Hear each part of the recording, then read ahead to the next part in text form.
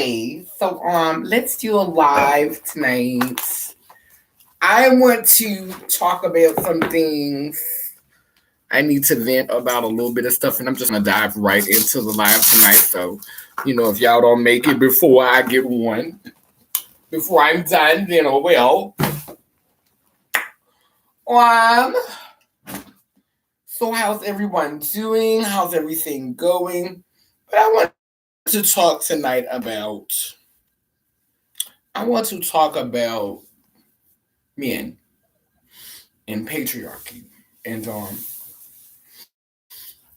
New York is really, really just helping me to grow into my being, into my personhood, and just to become more comfortable with how different communities. Since I've been living here, I've been attracting a lot of Africans, to say the least. And when Africans think they know something, you know, they really just because they don't know the English language like we do being here in America, um, they tend to speak very plain, you know.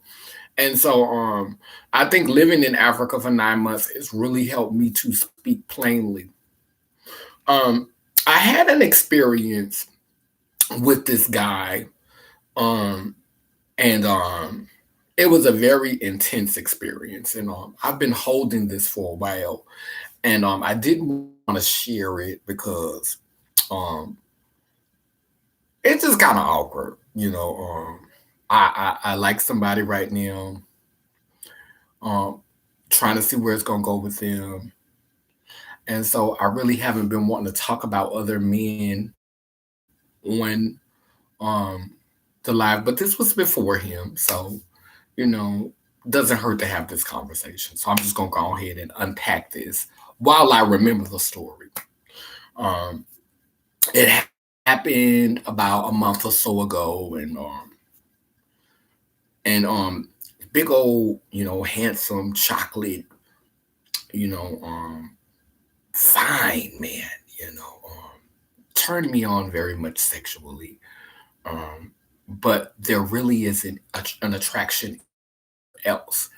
Hey Zanaya, there really is an attraction anywhere else.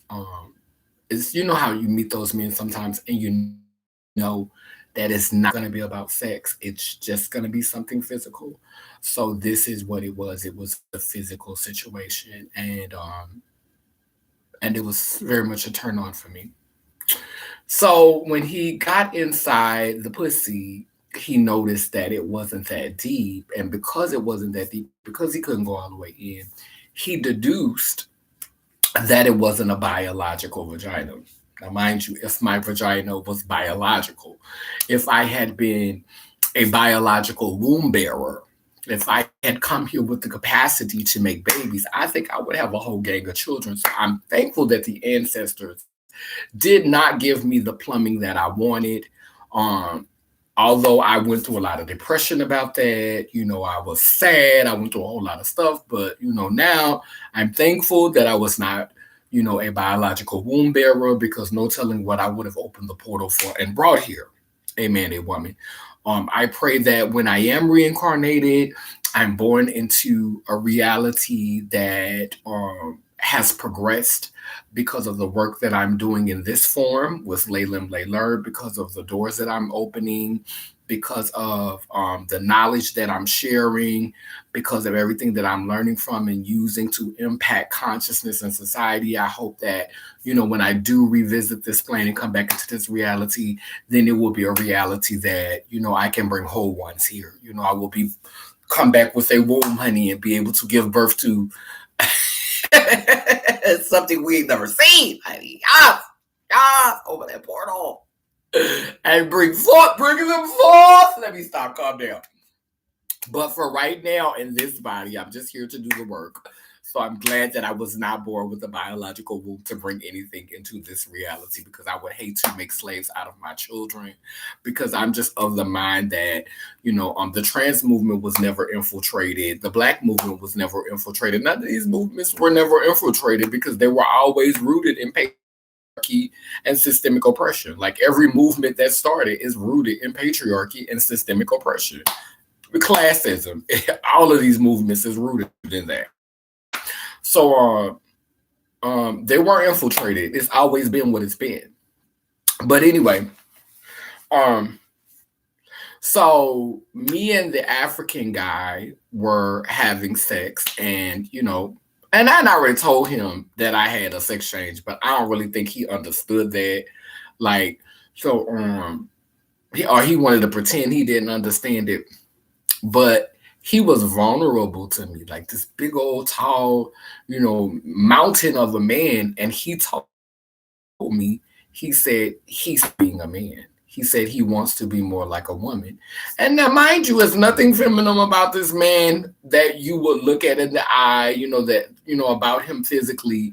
There's nothing about him that's feminine. There's nothing about his behaviors, or, he do like the gossip, but I think a lot of African men like the gossip. I think a lot of men in general like the gossip.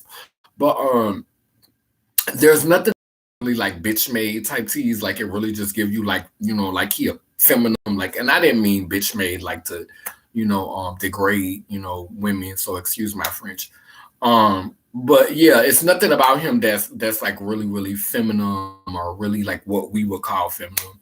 So he was like, he's tired of being a man. He said he wants to be more like a woman. Now, this was before he said the things that he said while we were being together sexually. And so he said it again when he laid down. He said, I'm tired of, and he had drinking, so we know that this was true. And he said, I want to be more like woman. He said, I'm tired of being a man. And telepathically, I understood what he was trying to say. What he was trying to say is he's tired of pretending to be less than what he is. He's tired of trying to fit into this box that society has created. He's tired of abbreviation of who he is. Because I tell people all the time, I'm not a man, I'm a manifestation. I'm whole. Confine me. You cannot limit me.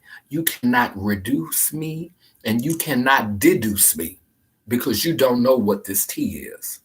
I am my mother and my father. I come from seed and egg. I am whole.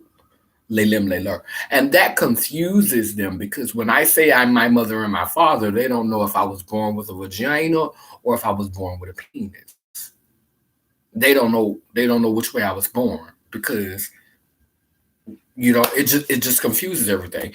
And that's what you should be. You should be confused, because you shouldn't be basing your attraction based on what I got between my legs, because not everybody that you get with are you getting with them for the purpose of procreation. Let's be honest with ourselves. Not everybody that you are with, you don't get with them for the purpose of procreation. So why are you concerned about my genitalia already? So, but I understood that when he said that he was tired of being a man, what he was saying was he was tired of getting into this box or this idea. Hey, Perina. He was tired of trying to fit into this box of what it meant to be a man. My heart goes out to a lot of men, gay men in particular, because I feel like gay men are the biggest pack mules for this reality that we live in. Gay men, a lot of them wish they had the guts to lean more toward their mother and to express themselves in a whole or androgynous way. But they can't do it, because they look at their excess femininity or their abundance of a connection to their foremothers as some type of detriment. as something that diminishes their being. Like they a lot of gay men buy into Christianity. They buy into the patriarch. They buy into they want so much to be validated, and they want so much to be accepted by the patriarch, and they want to be still seen as a manly man. But this is a construct that was made to diminish your wholeness. Christianity, Muslim religion, it is all a perversion of our spirituality, because in our spirituality, in its purest and rawest form, we understand that it takes masculine and feminine energy to create. We understand that it takes dark and light. We understand that it takes chaos and order. We understand that these are the components to create. One cannot exist without the other. So all of these monotheistic religions that cause us to pray to only a masculine entity are perversions and corruptions of our spirituality. We be so mad at people for being gay. I've said this before. We be so mad because there's so many men that are gay. But if you set up in church for the first 20 years of your life, the first 10, 11 years of your life, worshiping a man, it makes sense that you would have some homosexual tendencies. It makes sense that a lot of females, like we think that females have daddy issues because daddy wasn't home. No, females have daddy issues because a lot of times they can't see themselves in the divine unless it's by way of their father. Oh, my father lives in me. I am the daughter of a king. No, sweetheart, you are part goddess. You are part goddess. You are divinity. Like, it lives in you. I had a Jamaican man to tell me one time, and this is he said a woman can be a queen, but she can't be divine. So when they call you queen all the time, what they're saying is, like, you can be a queen, but you can't be no god. You can't be no goddess. You can't be divine. You can only be a vessel to carry the divine and you can only be a host to the divine. You cannot be divine. So I just find that, I find that very interesting, and that's why I've never really dated one. But anyway, while I'm having sex with the African, right? So me and the African, we started having sex, and when we was having sex, he said, this is embarrassing, but I'm gonna tell this story. He said, it's dick to dick, because he realized that my pussy was handcrafted. So he was like, dick to dick. Oh, your dick is inside of you. You like me, it's dick to dick. Oh, you man like me, So of course I'm mad because this man is calling me a man while we having sex. Like, this man is calling me a man. So but the dick was so good and he was so strong, I couldn't get him off of me. So the dick was getting harder while he was telling me all this stuff he was telling me. And it was hard, and he was, you man like me, dick for dick.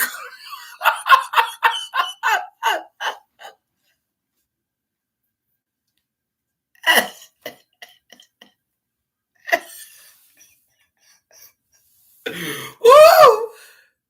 So girl, the dick was so motherfucking good. I was like, right now, I guess I'm gonna be a man at this moment, because I got tired of arguing with his ass. I got tired of arguing with this motherfucker.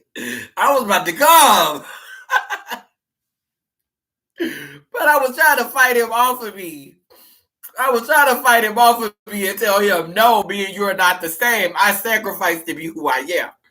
And after we finished, I brought back, like I played the tape back and I told him everything that he said, and he tried to act like he had amnesia. And he said, I said that? He said, oh, I said those things to you? I said, yes, you said those things. I said, yes, you said that. Yeah, you said it. Yeah, you said it. I said, no, we're not the same. I said, yes, we are the same in some ways, but we're not the same in every way. I am same like my mother, and I'm same like my father, but I'm not exactly the same as you, and I'm not exactly the same as her. I'm somewhere in the middle. I'm not same as you. I'm not same as her. I'm somewhere in the middle, and if you ask me, I'm closer to her than something like you. So, and somebody once told me they was like, oh, they're gonna steal Laylim Layler too, like because I talk about Laylim Layler, but understand that, and the reason why I'm bringing this up is because we have to talk about how all of these movements get started. The word black was used by Black people, but it's also a word that has been used by the colonizer, and it's also a word that has been used by oppressors. Not necessarily all oppressors are Caucasian. Some oppressors are people that look like you and I. And so there's been oppressors who's been a part of the Black movement since the beginning. There's been oppressors that have been a part of the trans movement from the beginning. The word trans itself was created by a rich, wealthy, Caucasian trans crossdresser. You know what I'm saying? So these movements were not infiltrated. At the root, they're rooted in systemic oppression and patriarchy. They're rooted in it. Like that's where it grew from. So Laylim Layler is not rooted in patriarchy. It's not rooted in systemic oppression. So if someone was to steal this, then if they don't uphold the values of that which it's rooted in, they're not stealing anything.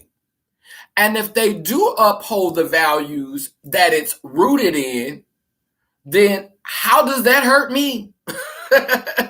Because what matters is that the work gets done, and the work is done authentically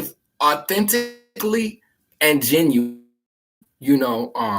This is not a movement that's for one person. This movement is for anybody who can relate and make the connection and acknowledge their foremothers and their forefathers within themselves. So you don't have to be gay to be Laylim Layler. You don't have to be trans to be Laylim Layler. You don't have to be Black to be Laylim Layler. You just have to be someone who acknowledges both your foremothers and your forefathers within yourself. You have to be someone who acknowledges both the masculine and the feminine energy within yourself. You have to be someone who acknowledges both good and evil and chaos, order, joy and pain within yourself. If you are someone who is doing that work of acknowledging the duality that exists within yourself, then you can claim Laylim Layler. So I find that with a lot of Africans, I am teaching them. And it amazes me. Like when I went to Africa the last time, I was making healing teas for people, for women who were elderly women who were giving them energy and helping them to feel good about themselves. I was doing things in Africa that I thought I would go there to have done for me.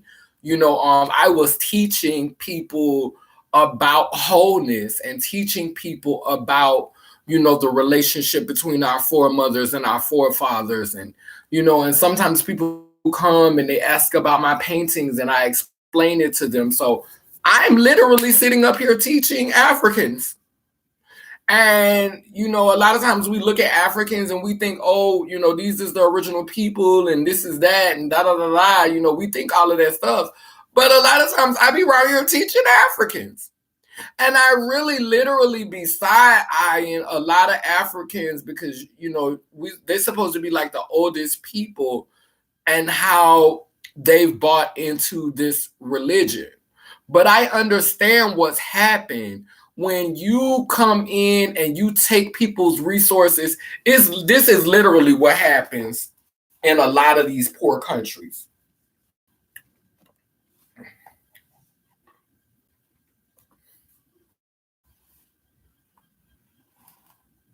Now, this is on this street. These are some streets. So on this street, they come in, they fight with you, they take all your money, they go to war with you. And then right after they done robbed you and went to war with you and took all your money on this street right here, then on this street, they got somebody who came over with the people who was the warriors, the soldiers who came over to fight you on this street. They got the missionaries over here on this back street. So as soon as they take all your resources and your money and do all this messed up stuff to you, they got the missionaries on this street right here. The same, they with the same people. The missionaries come over on this street and say, would you like to try Christ? Oh, Jesus will fix it. Jesus will. Well, the people that follow Jesus on this street was the one that took all our shit, beat us up, and took all our money and took all our resources. Now they're gonna come over here and offer you Christ on this street. After they soldiers on this street just took all your shit and beat you up, took all your resources and stuff. Now on this street, the missionaries that came over here with the soldiers is gonna offer you Christ, convert you. That's what they did to the Indians. They've been doing this to indigenous and aboriginal people all around the planet. They beat you up on this street, take all your resources on this street. Then when you walk around the corner and you trying to figure out where you gonna make it and how you gonna go and what you gonna do, they come right over here and they offer you what they just took from you, giving you back your own shit. But you gotta convert and go through them to get what was already yours.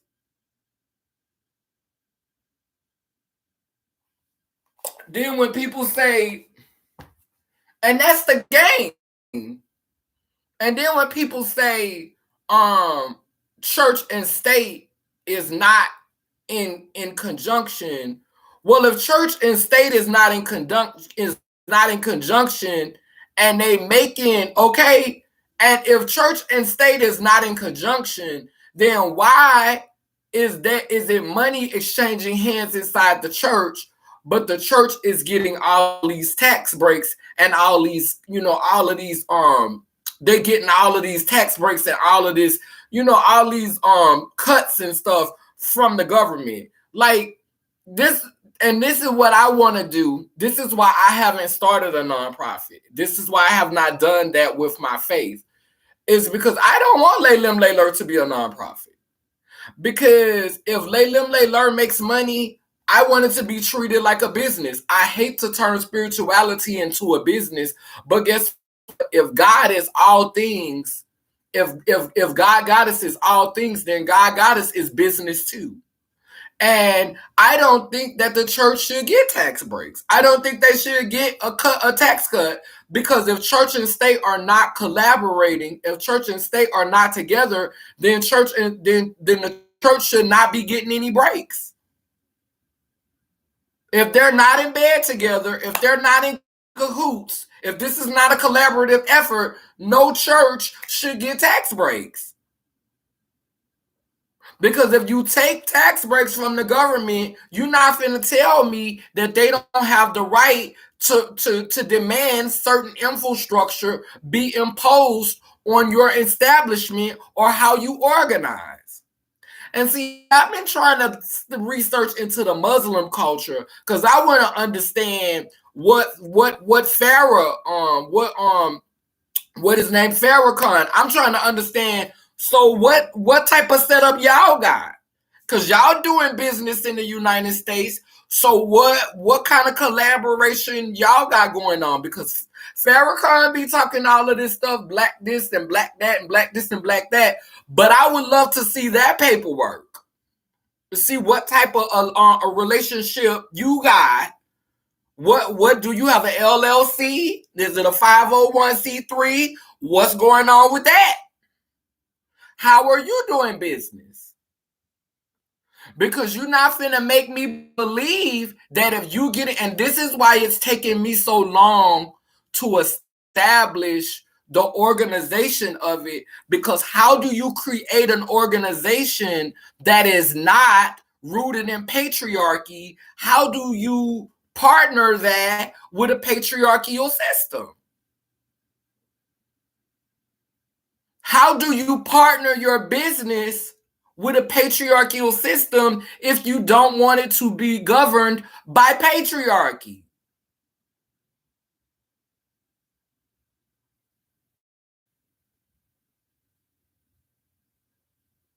If you don't want it to be associated with this monotheistic patriarchal government and religion.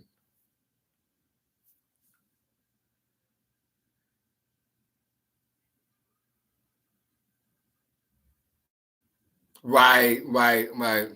It's all a gimmick if you ask me. And I want a nonprofit, but I need to make everything, a business. Right. Like that's what I'm struggling with. Like these nonprofits, the government practically own them. The government own them. You got a nonprofit, the government can pretty much tell you how to do your, like the government can tell you, they can tell you anything. They could tell you, like if you notice when HIV came out, the church had mandates. It was certain things they had to do. You know what I'm saying? They was giving you tests and all this. And we always, with that kick, like you always hear the church hollering, black people is the most affected and black people the most impacted. Which one is it? Is black people the chosen people? Is we the first people? Is we the original people? Or is we the ones that's chosen to be the first ones to get HIV, the first ones to get COVID, the first ones to get syphilis? Like, are we the chosen ones? What are we chosen for? To get diseases? I'm a little bit confused about what we've been chose for. Because y'all confusing me. What were we chosen for? To be infected? We the most susceptible to everything, but we supposed to be the original people. We supposed to be the prototype, the phenotype. We supposed to be the beginning. But we can't go nowhere without catching something. Make it make sense. Make it make sense for me.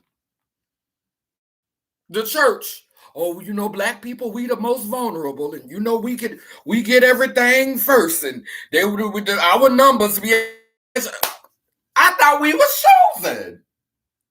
I thought we was the original people. I thought we was descendants of kings and queens. I'm confused. Then when COVID came out, it was the same thing. The church again, you know, pumping these tests. The first one on the front lines telling us we need to do this, telling us we need to do that, telling like every time a disease come out, a new disease, the church be right there. The black church be right there. And you ain't finna tell me that the reason why the black church ain't right there, standing front and center, is because they getting a check. A fat one. A fat check. We ain't finna make it look like it's all because they care so much about the people. Them bishops and them high and mighty folk, they don't care about. You got a congregation of 5,000 people. You ain't got to look 80% of them people in their face. Ain't but 20% of that congregation gonna be able to breathe the same air you breathe. Ain't but 20% of the congregation gonna be able to breathe the same air you breathe. You ain't finna be bothered with all them people. You gonna wave at the congregation and fly off the stage, honey. So you ought to tell them people anything. You don't care about them people like that. You might tell the ones that are close to you, because I've been in churches where the pastor talk to certain people and give certain people, oh, we about to put on a show this Sunday, or we about to entertain them, they're gonna love this, or we getting paid this Sunday. I done heard them say stuff like that. So and I heard that, and I wasn't nobody that was like close. So imagine what pastors say to people that they know that they can trust to talk to transparently with.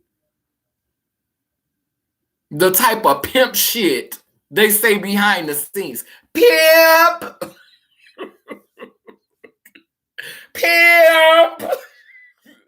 Pimp shit. Like, for real. Like, and I understand that religion is the vehicle to bringing people together. It's the vehicle to organizing and building collectively.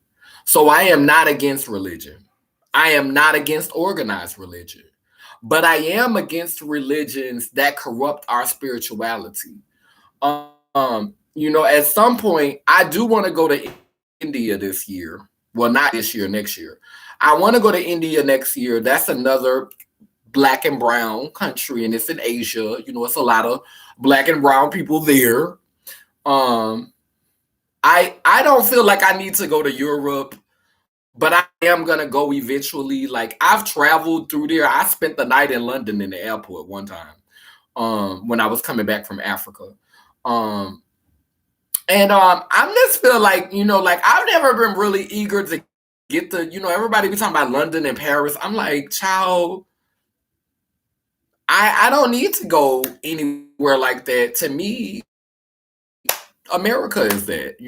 America is governed by white people. It's still, we still treasure the Queen of England, and we honor all that white stuff that go on there, all their business. We talk about it. We discuss it over here. We follow everything. I feel like I'm in Europe now. I feel like I'm still in Europe, being in America. So I don't feel like I need to go to Europe or London. Like, that's not a place that I really want to go first, because I feel like America is a baby Europe. I feel like it's a baby London. I feel like it's a baby Paris. I feel like it's all the same. If I want to see that type of Caucasian, tomfoolery, I can see that here. So I've just never really been like, I don't know what the deal is with a lot of people that look like me that be just, I want to go to London, I want to go to Paris. For what? Why? But that's your business. Just because you got this color don't mean you channeling the ancient melanin. It mean that don't mean you channeling your this ancestry. You could be as black as tar and channeling Caucasoids. You could. So I ain't gonna say just because you got melanin, you channeling, you channeling those ancestors who possessed an abundance of negritude. I'm not going to give you that. Because I know some light-skinned people who be channeling all type of negritude. And I know some dark-skinned people who be channeling all kind of Caucasoid, European, Spaniard teas. So it really doesn't have nothing to do with your shade, what you channeling, But I do want to go to India next. And the reason why fascinated with Europe is because in Europe they worship multiple deities. They worship masculine and feminine, Shakti and Shiva, and there's so many deities. So, like it's a lot of that type of worship over there. So I want that to influence, this ministry that I'm developing. And I think after I come back from India, I'll probably be, more ready to really, really just focus on building Laylim Layler up. But yeah, I do want to go to India. I've been thinking about it. I'm probably going to have to take that vaccine before I go to India. So that's what I've been kind of like stalling. I want to go back to Africa, but I want to go to India first. Like I really do want to go to India, like bad. So I'm trying to manifest India. I like while I was in South Africa, I was around a lot of Indian people. Like my last month staying there, because there's a lot of Indian people in South Africa. Because South Africa is not far from from the southern Asia. So I think India is like in South Asia or something like that.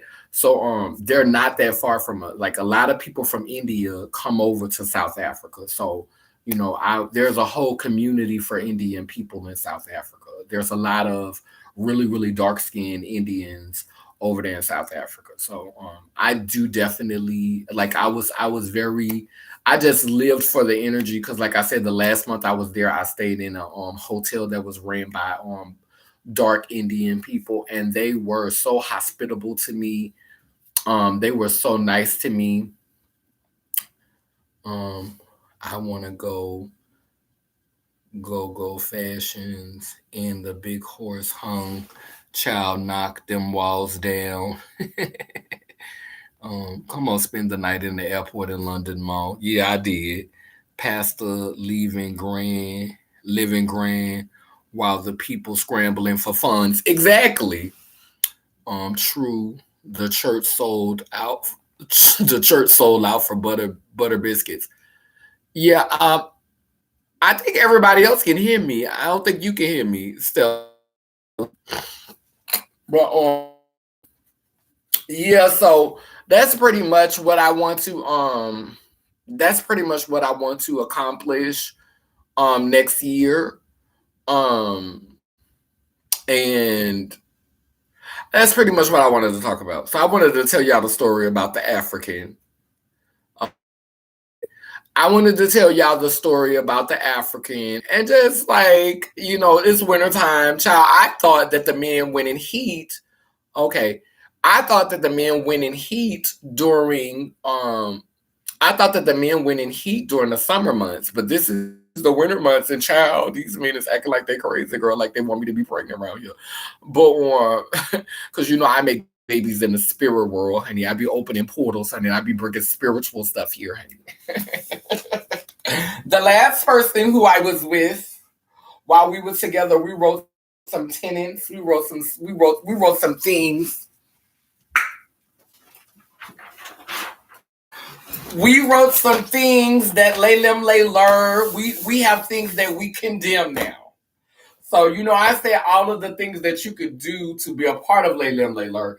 These are the things that lay lem lay lur condemns, because every society, every religion has to have some things that it can condemn. So we have 8 things that we condemn. We condemn bestiality.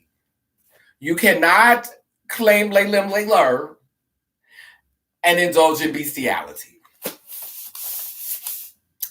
We condemn sex without consent.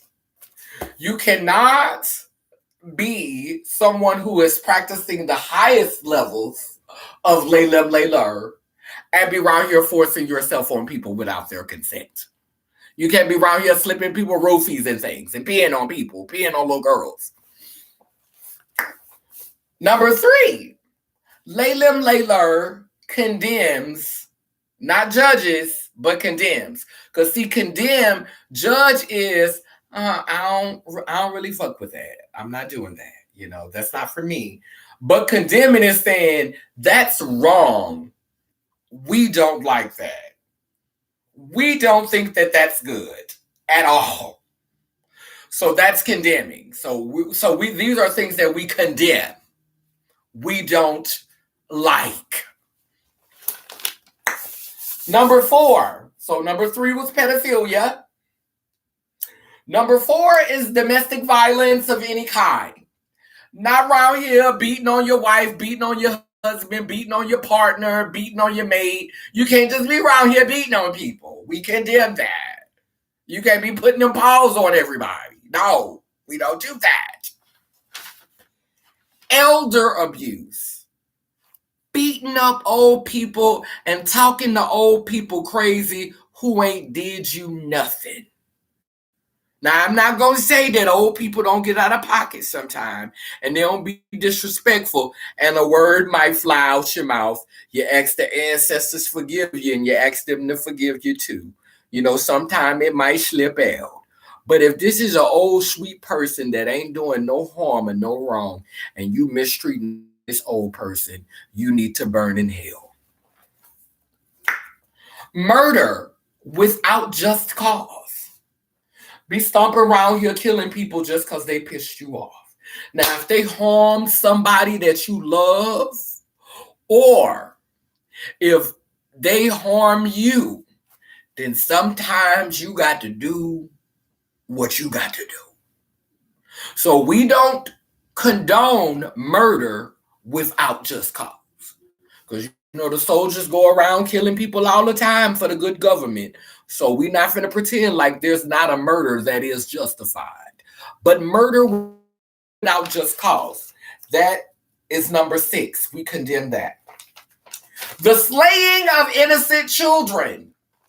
We do not support killing innocent children. But again, if that child is trying to hurt my mother, or hurt one of my family members, or hurt me, you ain't no child then, baby. You stepped in grown folks' shoes, so baby, you got to get it like a grown folk got it. If you doing grown folks things, you need to pay a grown folks price.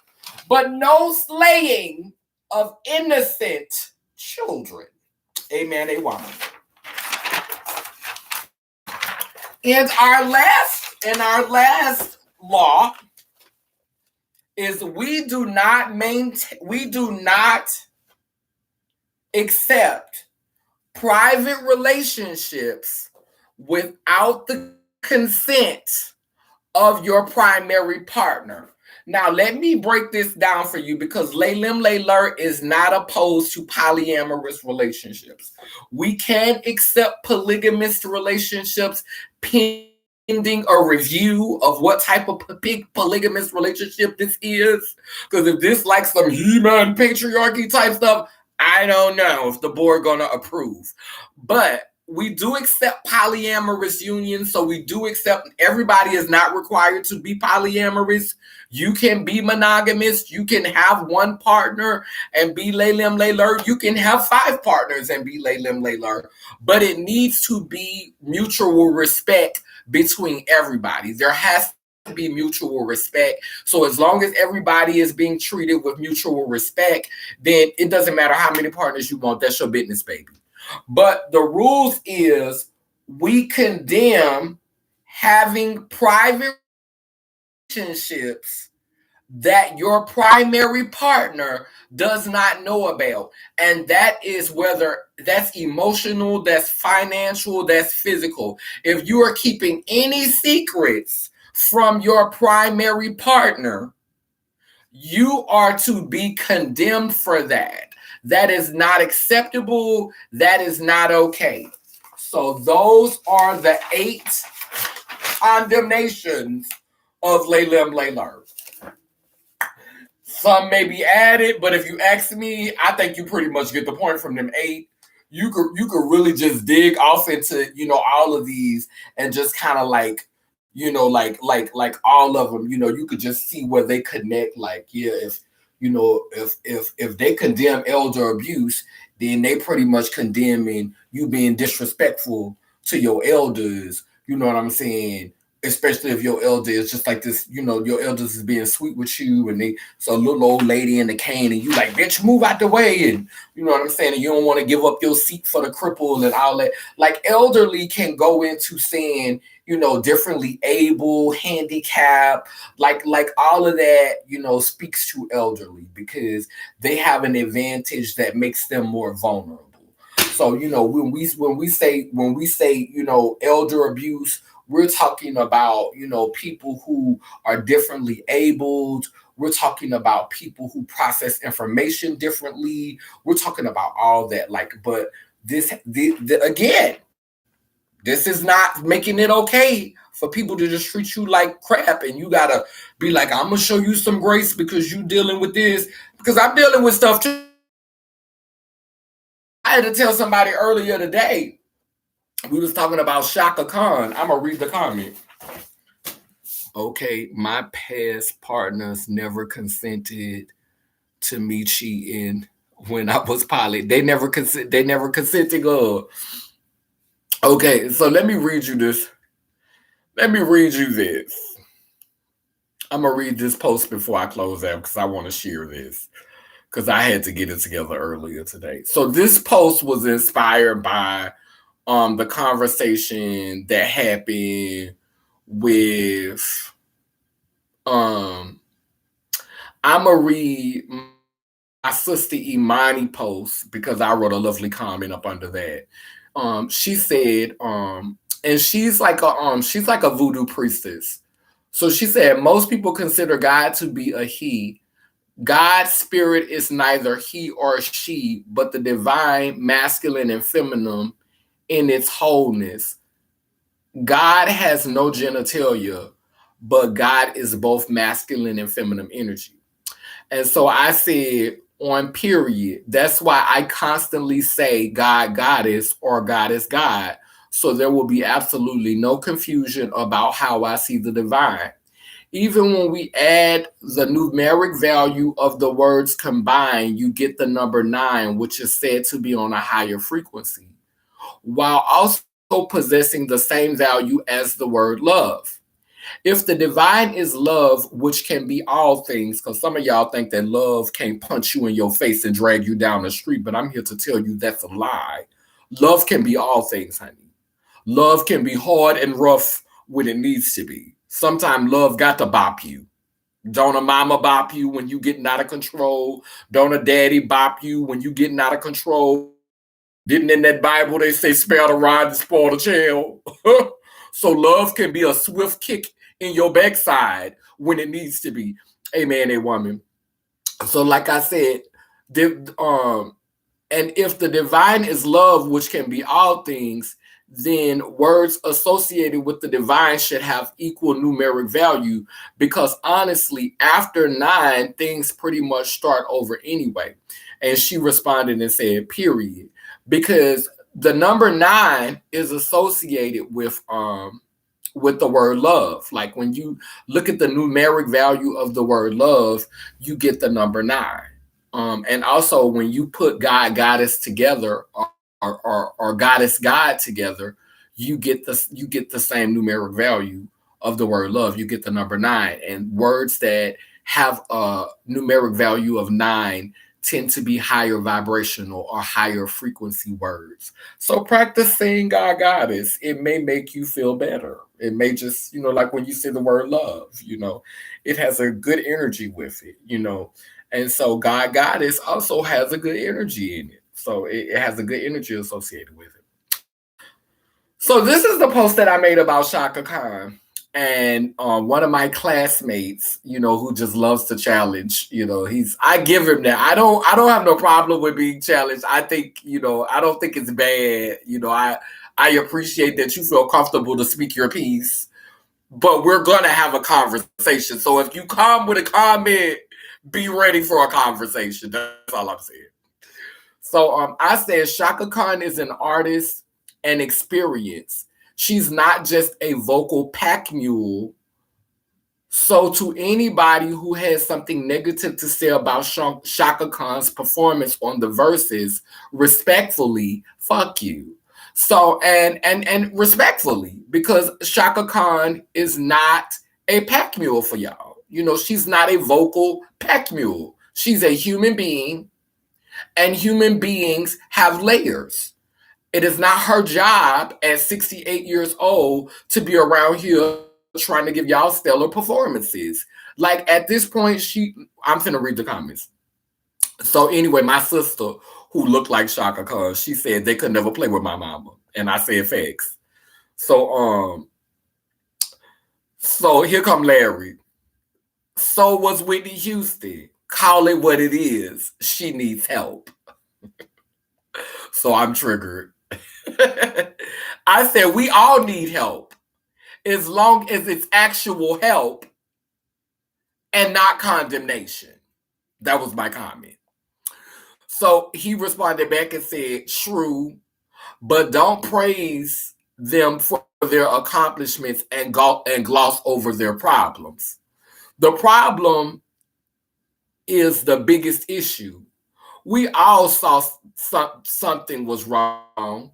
Her team should have or may have known this years in advance, but let the person overshadow the problem. But let the person overshadow the problem. So I get what he was trying to say. So this is what I said in response. I said we learn from people's experiences, their truth, their perceived shortcomings, their vulnerability.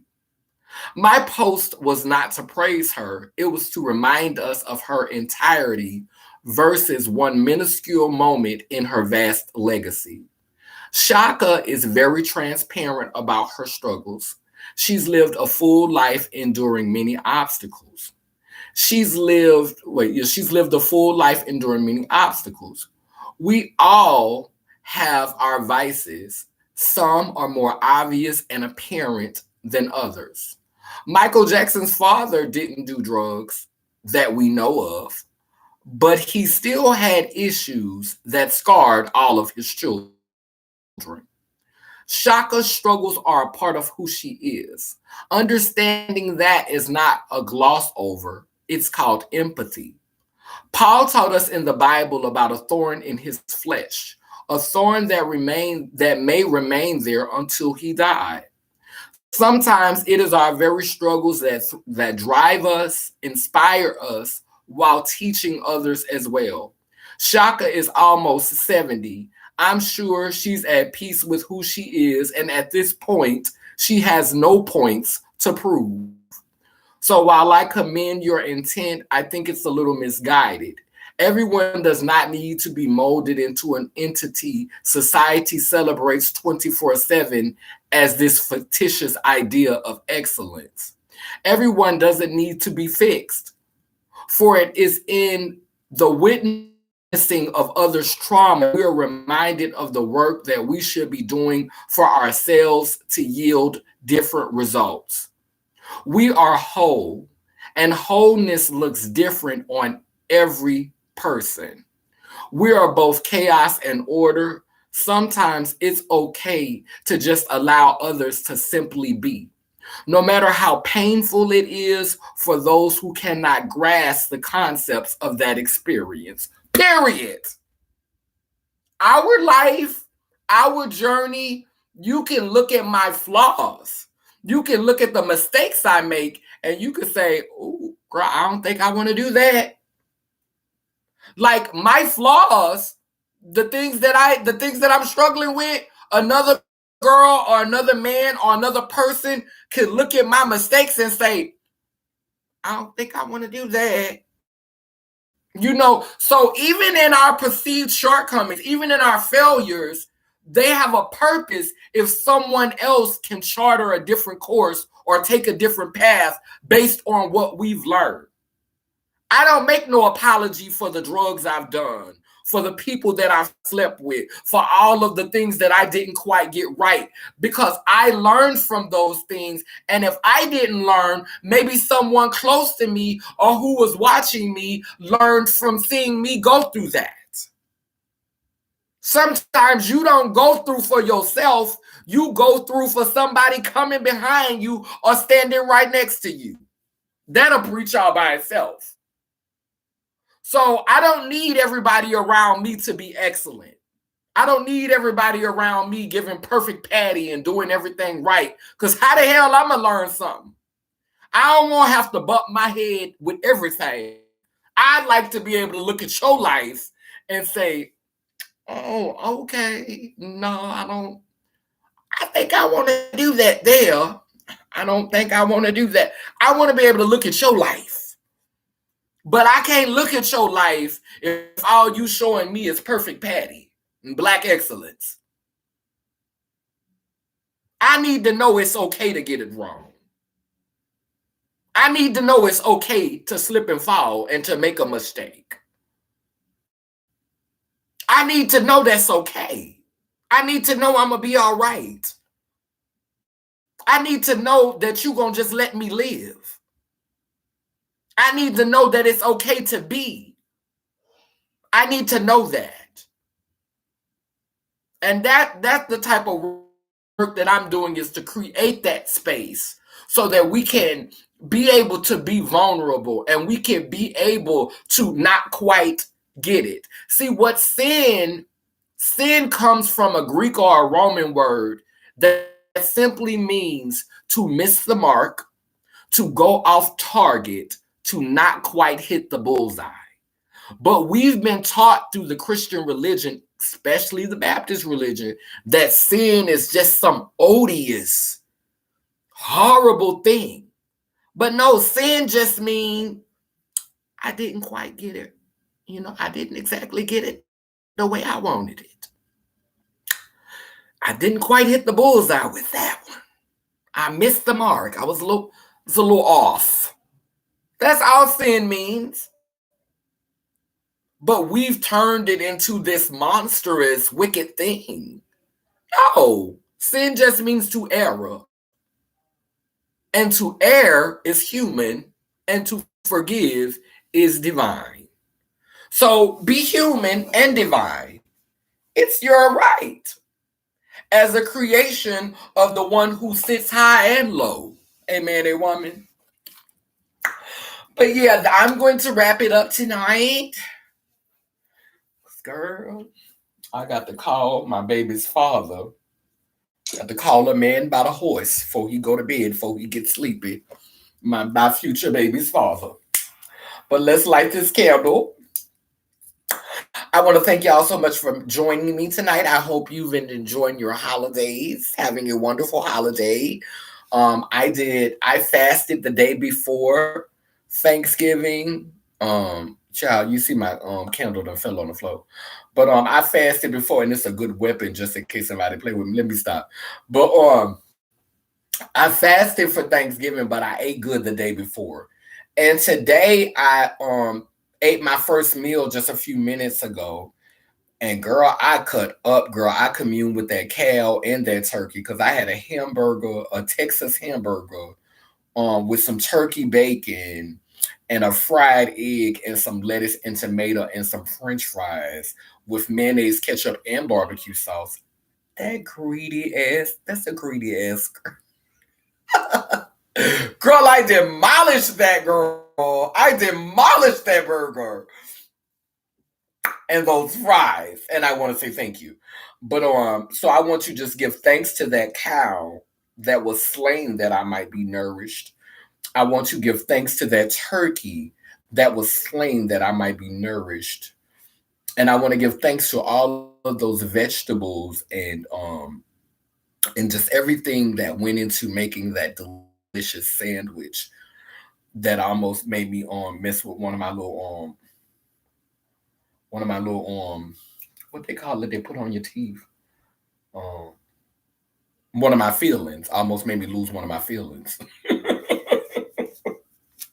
Anyway, I light this candle to guide home the ancestors who transitioned this world today and every other day since we've been away from our altars. This candle represents past, present, and future, the true Trinity.